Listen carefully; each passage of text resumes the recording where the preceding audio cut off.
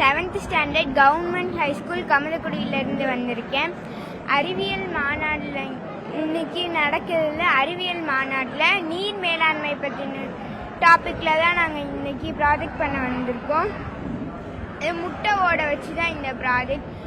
இந்த முட்டை ஓடை வச்சு நம்ம பாத்திரம் விளக்குனா கறியும் ஈஸியாக போகும், நீரும் அதிகமாக செலவாகாது. இதுதான் இந்த ப்ராஜெக்ட். நன்றி. என் பேர் பர்கானா. நாங்கள் பிவிஎம்எஸ் பன்னியிலேருந்து வந்திருக்கோம்.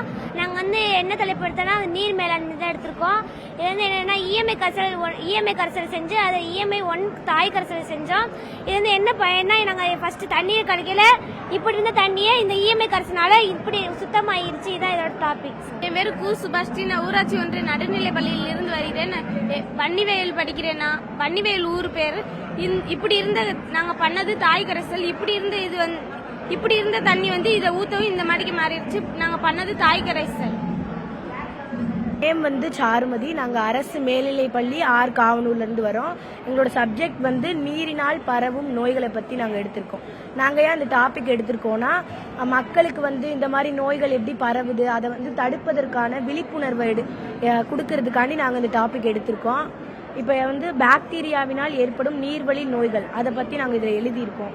நோய்கள் பொதுவாக காலரா, டைஃபாய்டு அந்த மாதிரி நோய்கள் தான் இப்போ பரவிக்கிட்டு இருக்கிறதுனால நோய் காரணி விப்ரியோ காலரா, சால்மோனெல்லா டைஃபி. நோய் பரவும் முறை, நம்ம சுத்தமான தண்ணீர் குடிக்கணும், கைகள் சுத்தமாக இருந்தால் இந்த நோய் பரவாது.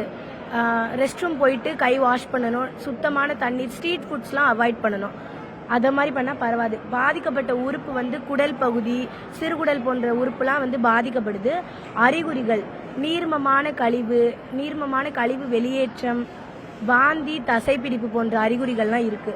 இதை எப்படி தடுக்கலாம்னா, சாப்பிடுவதற்கு முன் கைகளை சுத்தமாக கழுவணும், தண்ணியை கொதிக்க வச்சு பயன்படுத்தணும், யூஸ் ஆன்டிபயாட்டிக், தண்ணியை மூடி வச்சு பயன்படுத்தணும், தண்ணியை சுத்தமாக பயன்படுத்தணும்.